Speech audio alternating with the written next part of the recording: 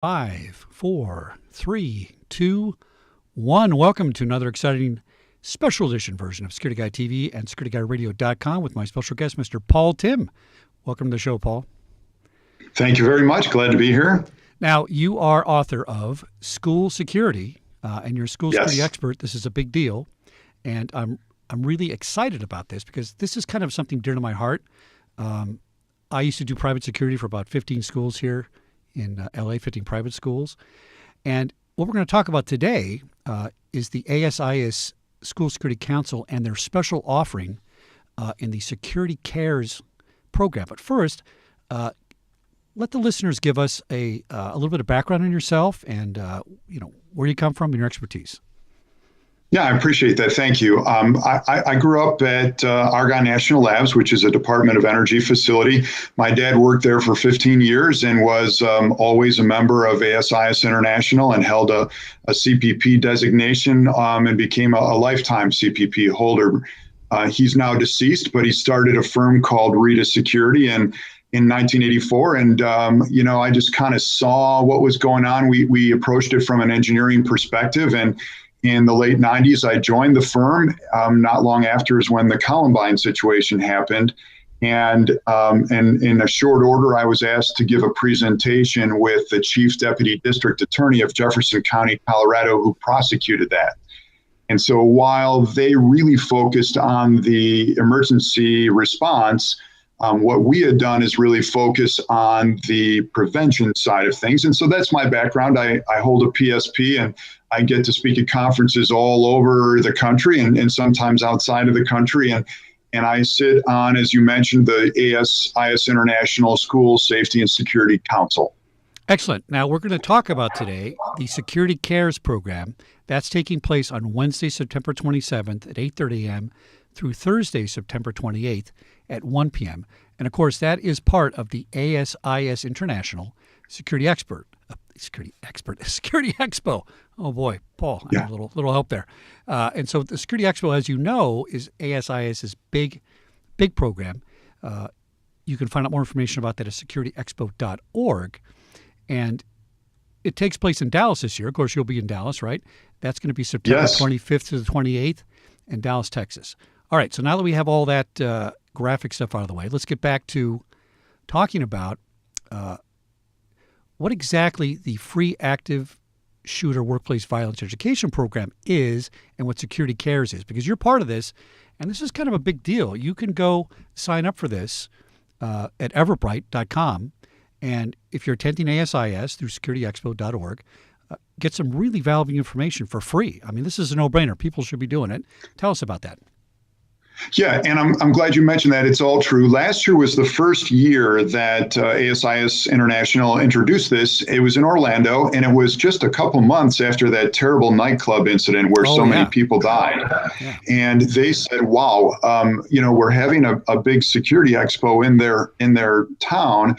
Why don't we invite in local entities? They won't even have to sign up for the conference, but they'll get some free seminars.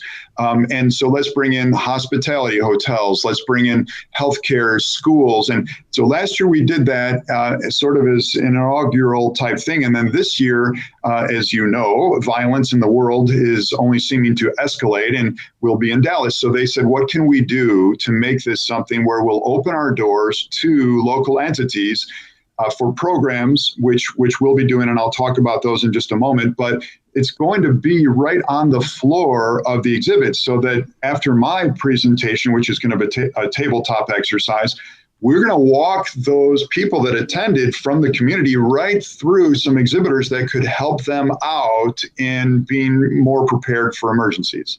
Oh, that's fabulous. Now, that's a big change up from having to, go to a different place and attend a class. This is very fluid, very different than what we usually see.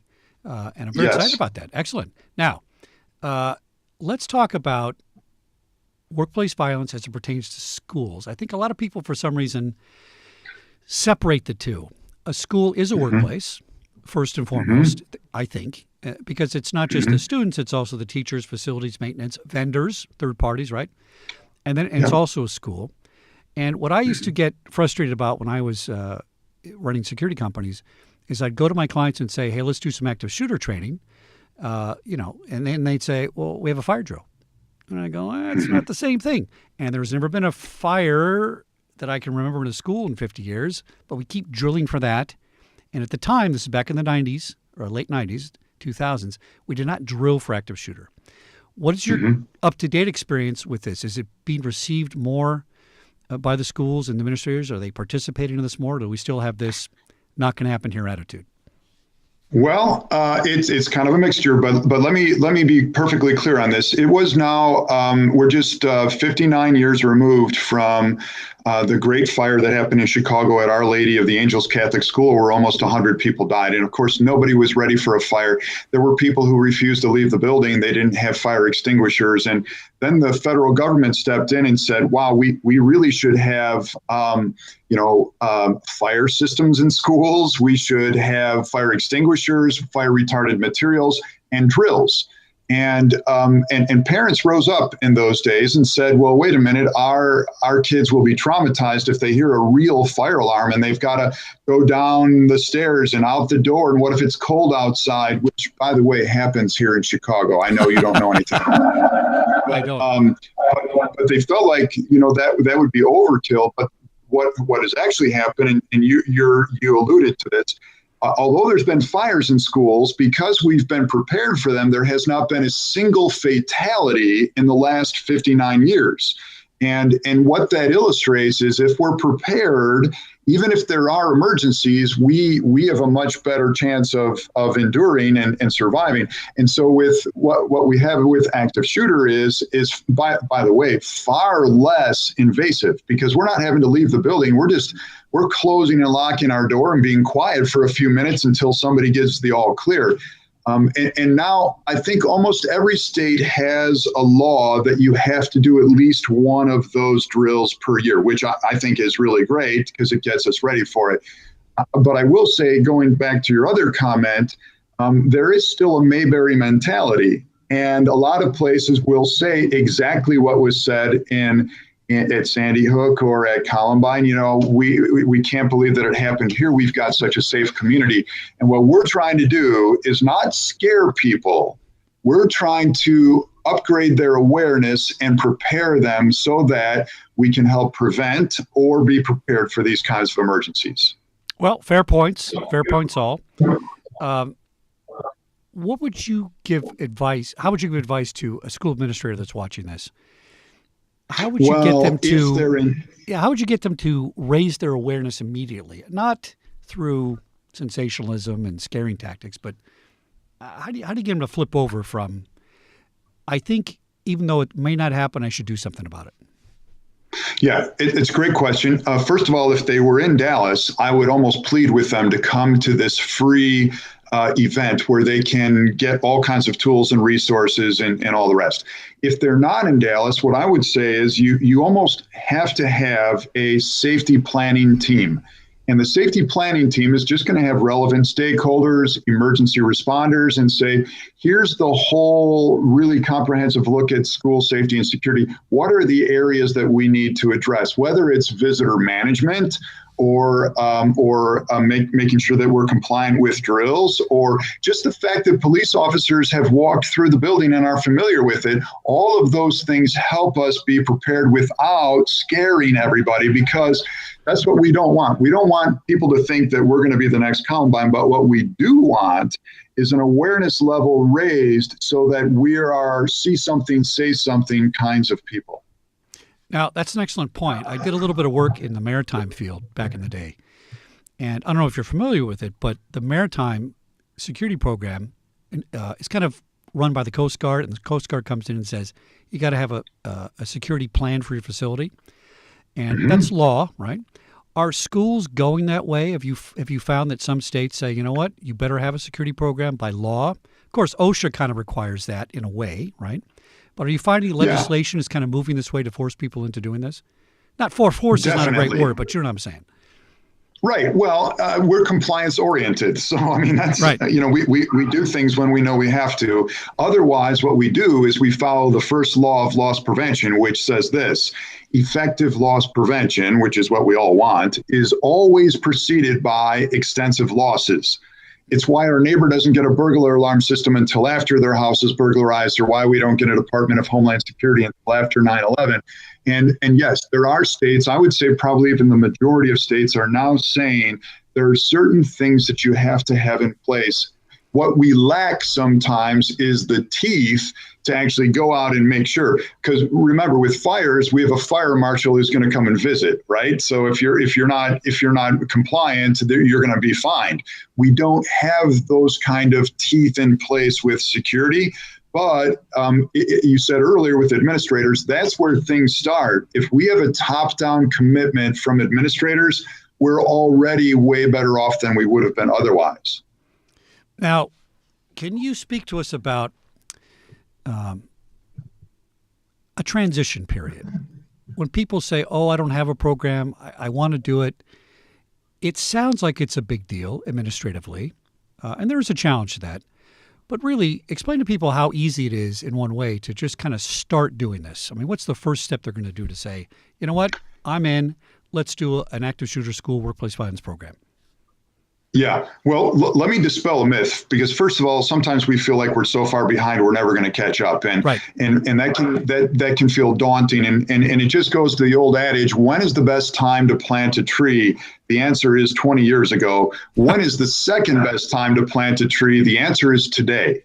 And so what I tell schools all the time is, let's make sure that the arrow is pointed in the right direction. If we're headed in the right direction, we're already reducing our risk, and that's where we want to be.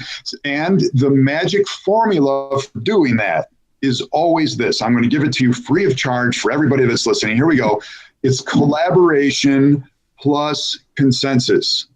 And that's where we get back to, let's make sure we're getting together our relevant stakeholders, and let's begin to hammer away at the issues that need to be addressed. And then let's try to agree along the way that these are some of the initiatives that we're going to undertake. Now, I just want to say one more thing about that. There are a boatload of tools and resources. No one is going to say, wow, I have no templates to start with. I don't even know the beginnings. All of that can be looked up in this age of information. And then we can begin to say, oh, I want to put this in my tool belt first. I want to utilize that tool second. You see, that's how it works. Excellent. That's very encouraging. I want to sign up, and I don't even have a school. That's fantastic. Yeah. Give us an idea of what is going to happen at the seminar, and how the education is going to happen, and how we're going to introduce people to these concepts. Well, thank you for asking. And I hope you'll maybe have interviews with Kevin and Paula and some of the other experts. But all that to say, there's going to be a suite of really great experts, people who have written books, people who have really contributed to the security industry. And they're going to have little workshops and seminars in these 2 days. My part of it, just so you get a little bit of a specific taste, is I'm going to help people with emergency plans and then take them right through a tabletop exercise. And a tabletop exercise just simply means everyone will be assigned a role. This will not be intimidating, because you'll be in a group, and maybe you'll be the facilities person, maybe you'll be the assistant principal, whatever it might be. And then I will put a scenario on the board that everybody gets to see. Maybe it will be a severe weather incident. Maybe it'll be an active assailant incident. And then I will say, here are the questions that you and your team have to answer in the next 90 seconds. And I'll say, go.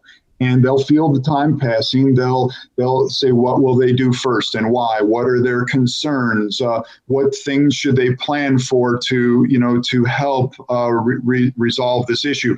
And so that tabletop exercise will put them in a place where we're actually running a drill together, but it's in a contained, non-threatening kind of environment. And it will be right after that I walk them through the exhibit floor, stopping at places that say, hey, can we get some more information on how you could be of help to us as we put our systems together? Paul, I'm extremely pleased with this procedure and how you're doing it. Hands-on is the way to burn it into your brain. And yeah. I've been in exercises like this in the police department and the academy, where they say, okay, this guy just walked in and he's doing this, and he got 30 seconds to solve it, go. And boy, your Yeah. brain starts cranking really fast, and people may get a little nervous about it. But what I find is people do rise to the occasion, and then you learn through the experience. They do, and what I'm doing here, it's artificial because people might not know each other in the same group. So, but the whole idea is train the trainer so that you can take this, maybe even the scenario back, and we're going to have a packet of resources from all of this. You can take it back to your own school, your own hospital, your own hotel, whatever it is, and have your own tabletop exercise there with the real bona fide stakeholders. And then, of course, if once they do that, then they might be more prepared to have an actual drill and then, a bigger scale exercise. What we're teaching them is, the lowest rung of the ladder you can climb, and the time to do it is now. Mr. Paul Timm, PSP, participating in the ASIS SecurityExpo.com Security Cares. Would you call it a conference, training? What would you call it? What's the best word? Well, I would say it's a special presentation these 2 days for the community to take advantage of. Excellent. That takes place September 27th and September 28th at the ASIS International Security Expo. And for more information, you can go to securityexpo.org, of course. That's the place to find out all this information. Or on Everbright, I believe, is also where you can register for that free training. And, of course, that takes place September 25th to the 28th in Dallas, Texas. So, Paul, I'm very, very excited about this, and I hope I have time myself to actually attend it because I'll be busy doing some other things. But I really want to thank you for coming on Security Guy TV and SecurityGuyRadio.com for this special presentation, and we look forward to seeing you in Dallas, Texas this year. Thanks. I love what you're doing, and I look forward to shaking your hand myself. All right, my friend, until the next time, we'll see everybody later on SecurityGuyTV.com and Security Guy Radio. Goodbye. Thanks.